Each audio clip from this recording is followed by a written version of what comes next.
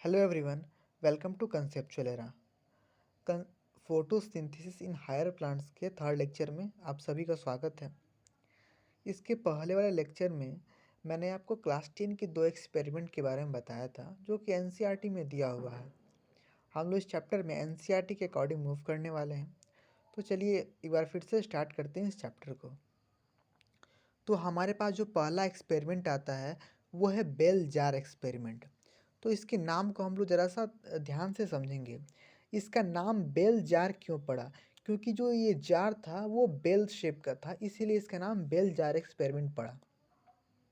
इसे Joseph Presley ने 1770 ईस्वी में किया था इस एक्सपेरिमेंट को।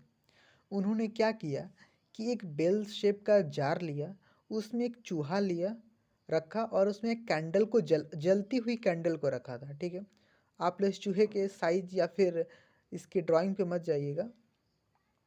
यहाँ पे ये रखा इन्होंने। कुछ समय के बाद इन्होंने देखा कि जो ये चूहा था वो मर चुका था और कैंडल भी बुझ चुकी थी। ऐसा हुआ क्यों?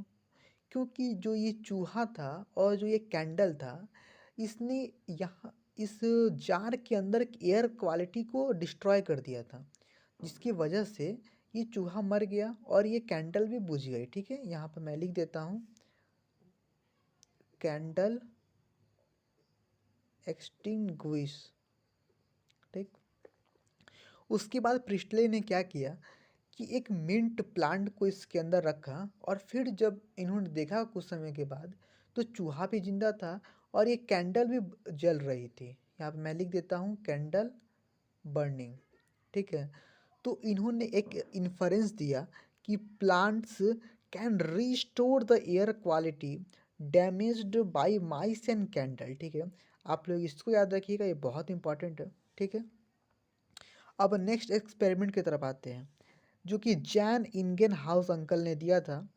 ये एक्सपेरिमेंट का ईयर नहीं है बल्कि इनका ये कब डेट ऑफ बर्थ और ये डेट ऑफ डेथ है इनका।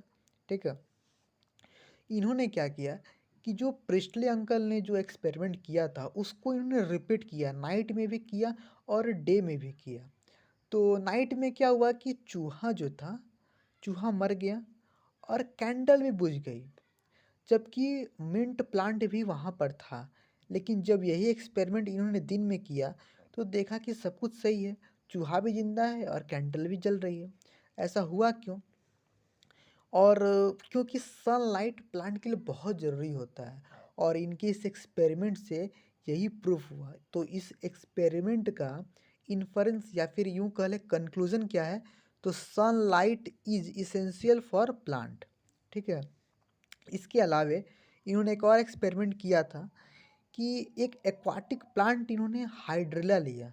ठीक है, ये प्लांट एक्वाटिक है और उसका उन्होंने एक हाइड्रिला नाम का एक्वाटिक प्लांट लिया। डिफरेंट डिफरेंट बुक में डिफरेंट डिफरेंट नाम दिया हुआ है, लेकिन एक स्टैंडर्ड बुक के हिसाब से हाइड्रिला मैंने नाम यहाँ लिखा है। एनसीईआरटी में ये नेम नहीं दे रखा है।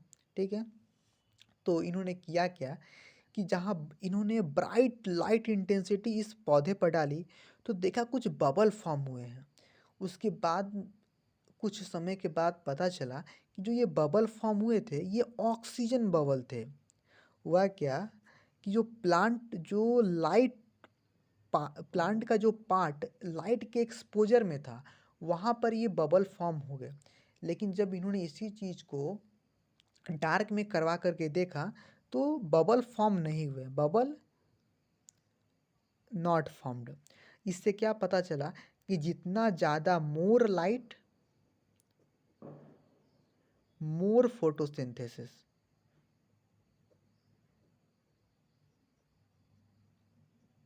और फिर मोर ऑक्सीजन प्रोड्यूस, यानी कि जितना ज़्यादा लाइट होगा उतना ज़्यादा फोटोसिंथेसिस होगा और उतना ही ज़्यादा ऑक्सीजन के बबल फॉर्म होंगे। यानी कि ये तीनों आपस में डायरेक्टली प्रोपोर्शनल है।